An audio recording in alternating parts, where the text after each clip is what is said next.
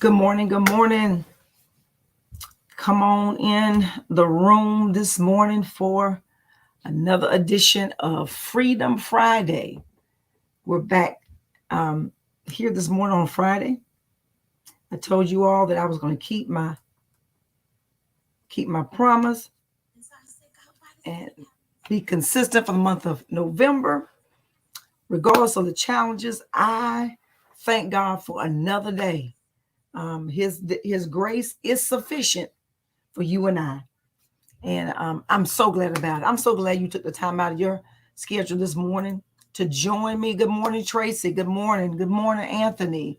Um, good morning, Joseph. Good morning, Charles. Good morning. Come on in the room. I want you to invite, share, tag someone. Let them know that we are live this morning for another installment of Freedom Friday. We're going to continue in our same vein that we started last Friday, starting over again, relationships one-on-one. We're in for our second installment this morning. And I'm Dr. E, your pastor of ministry and balance. My job is to kind of bring balance. Good morning, Anthony. My job is to help you establish balance. Not only you, I'm helping myself. So I thought it not robbery this month, as we talked about in our preaching series for the month of November, starting over again.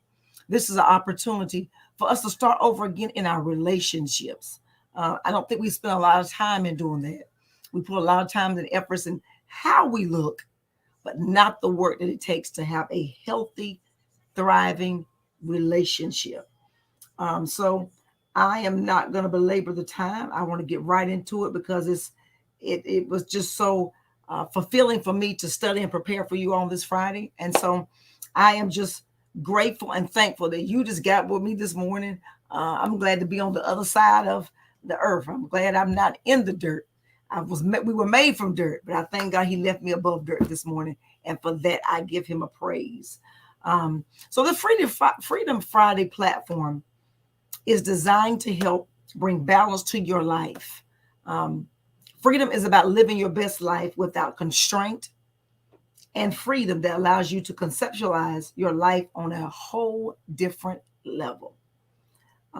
That really goes for your relationships. Um, as you conceptualize what your relationship wants to be or what you desire it to be, you have to look beyond where you currently are. Um, I talked last week about the 3-month rule. It takes you 3 months to just build a friendship with someone, to kind of put down the layers. I often say it this way: that first encounter, that first date. Um, Sometimes our representative shows up, we don't. It's in those first 3 months that you'll begin to see some signs. If this person is for me or this person is not for me, you'll begin to see some things that I want to move forward because this conversation is good, is impactful. They have my best interests at heart. So these are some things that we need to consider as we are establishing healthy relationships. A relationship should be evolving over time. One of the signs is if a person doesn't want to move, is if there is an avoidance of going deeper in your conversation. If that person is always avoiding having a conversation with you, that's a sign.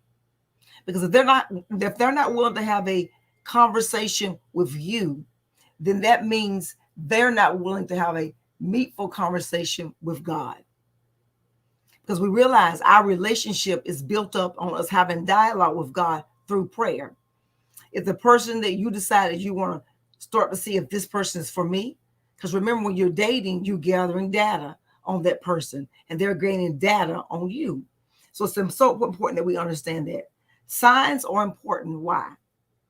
Whenever we went to get our driver's license or permit, we had to take a signs test. If you are unable to pass the signs test, that's a clear indication that you're not ready to drive. You need to study and give it more time. So just like the science test we take during our drivers, it's important that while we're driving in our relationship, we're going to experience some signs But it is important that you take those signs to realize, do I want to build a relationship or I don't? It's amazing how they give us signs on the road, and a lot of them may not have words. So good morning, Yvette. We have to know the signs in order to pass the test. It's the same way with our relationships. You need to see the signs. If you're not seeing the signs while you're building a relationship, that should be an alarm or red flag should go up. I'm not seeing the signs. You might need to see kind of what they do when they get a little frustrated or they get a little upset. Sometimes we have to see those things in order for us to determine, is this a relationship I'm willing to pursue or am I willing to fall back? In the Gospel of John 15:15, Jesus says, I no longer call you servants. Instead, I call you friends. Jesus understood that relationship building was so important that he took the time. They had been labeled as servants, but he wanted them to understand you're no longer a servant. So the servant mentality needs to shift. I call you friends because I allowed you to get into my intimate circle. I allowed you to get close to me. Even though Jesus realized that he led himself to get close to the disciples, there was going to be betrayal. He was going to be sold. Peter was going to deny him. So he understood that going into the relationship. There's some things that's only going to take God to change. But don't throw the relationship away because you have not yet seen the signs. I need for you to stay with it at least 90 days so you can understand how valuable is this relationship. Jesus is speaking about his friendship with his disciples that evolved into many dimensions. Every relationship has levels. You move from level 1, the friend category. Then you move to associate. Then you'll move up to being in covenant relationship. There's levels to a friendship in a relationship. Relationships should not stay on the same level if you should be moving forward. And if it's not moving forward, I ask the question, who or what is driving it? Are you the reason why the relationship is not forward? Or is the other person the reason? You got to identify who's driving. Now you can have a main driver and a co-driver, but sometimes those roles need to switch.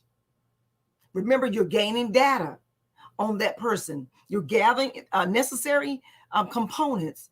Do I really want to build this friendship into a relationship? Jesus's relationship with his disciples was about adding value to what they had established. One particular friendship was Elijah and Elisha. Elijah was assigned to Elisha to add value. Elisha was assigned to Elijah by God to receive training and equipping. There was so much value that Elijah gave Elisha his name simply off of credibility. Elisha sought out to follow Elijah. That was his assignment. 1 Kings 19:21. It says, Elisha set out to follow Elijah and became his servant. I want to back up into that particular paragraph. It says here that Jesus' relationship with his disciples was about adding value to what they had established. If that person's always taking from you and not adding to you, that's a relationship you need to cut off immediately, because that's a dead-end relationship. The thing here says that one particular friendship, it said that he was assigned to Elijah. Elisha was assigned to Elijah by God to receive a training and equipping. You all should be able to add value to each other. Good morning, Angela. You all should be able to add value to each other at some point in that relationship. If they're not adding value to you and they're always subtracting and there's no multiplication going in there on either part, that's a red flag. You both must bring something to the table in order for that relationship to be important. You got to understand that I don't want to be in a relationship that's not going anywhere. For me, I don't like wasting my time. And I pick up on signs really early. So if I feel as if this relationship is not going anywhere, I'm gonna gracefully bow out. But I'm gonna tell the person first, I just think that this is really not for me. And I really feel like it's really not for you. You know, let's just end on good terms. And when you end on that, do this. Don't go out and talk about the person if you and that other person decide to sever ties. Because at some point, everything is not for everybody. And sometimes I think we become people's doormats for the sake of being in a relationship. The Bible says it this way: he that findeth a wife findeth a good thing and obtains favor with the Lord. Ladies, if you want to be found, you have to put your position in that way. In other words, if you're hiding, he's not going to find you. But you got to present yourself like a lady, like a true woman. Stop pretending to be somebody that you're not. Men, the same goes for you. Stop pretending that you are all that in a bag of chips, when really all you are is just simply who you are. And that's okay. We have to understand that. The relationship between Elisha and Elijah was mentor to mentee. It was so valuable that the spirit of Elijah rested on Elisha. Every good relationship goes through a metamorphosis. You only forge relationship with people who can add value and not take away from you. Don't allow yourself to get caught up early and then find yourself in a relationship, because this should not be a relationship with benefits. If you start with benefits, you're going to have to carry it with benefits. We know what we're talking about. This is not a give and take. Now, I often tell people, if you're going to give the benefit without receiving anything else, then you're on a whole nother level. And if that person is willing to accept that, then what you're doing, you're building a relationship off of false implications. And if you're joining a relationship off of false implications, you've got to you got to keep that up. So don't start a relationship off a lie. Tell them who you really are from the beginning. But if you start in the lying category, you got to continue with that lie. Start on the level that you can be trusted. The psychologist Erik Erikson tells us in the stages of development, the first development is trust versus mistrust. Trust is earned, it's not given.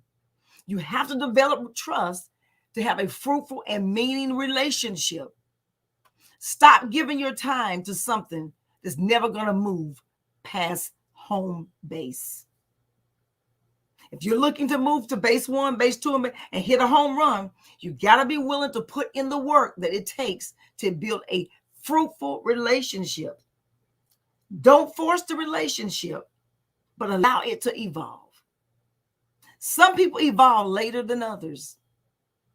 It takes time to build a good, healthy relationship.